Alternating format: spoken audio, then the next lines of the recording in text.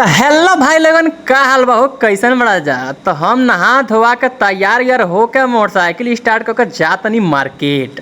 तो मार्केट से हमारा चप्पल खरीद के लावे करस, ये कहाँ से कि हमार चप्पल काले टूट गईल। तो हम मोटरसाइकिल के बोम्बियावत और धोदियावत चल दनी है। ए भैया लो तनिक वीडियो देख लेता जा, लेकिन तनिक लाइक फॉलो नहीं खजा करत हो। भैया लो हम फाइनली पहुंच गए चप्पल के दुकानी पर। तो हमारा चप्पल एगो पसंद आ गई हो, तो सोचनी है मार्केट में आयल बनी तो भूजा खरीद ली। कहाँ कि इनकर भूजा बड़ी फेमस और बड़ी मशहूर, हमका बड़ा अच्छा लागला इनका भूजा। इनका दुकानी में बड़ी भूजा का नाम चलेला हो। अगर तहनियों के ये भूजा के टेस्ट करे के बाटे तो धरनीपट्टी मार्केट में आवा जा, बहुत शानदार भूजा मिलेला हो भैया लोग। खा के तनिक मन एकदम गदगदा जाई हो।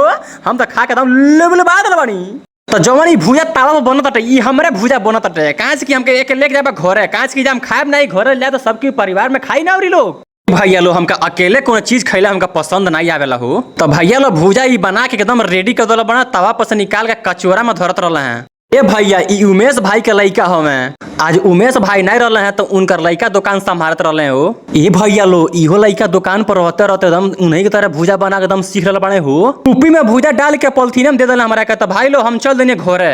हमार मुस्कान चुनाइल देख के खुद के हमारा चेहरा देख के हंसी हमके आवत सीखे। कहाँ से करिया चेहरा बा एकदम मुस्कान तो देखा रोकाते नहीं कहती। ये कुछ देखते सुनते घरे पहुंच गए। तो मिलते नहीं कोनो अरे नया ब्लॉग में, तब तक के लिए बाय बाय।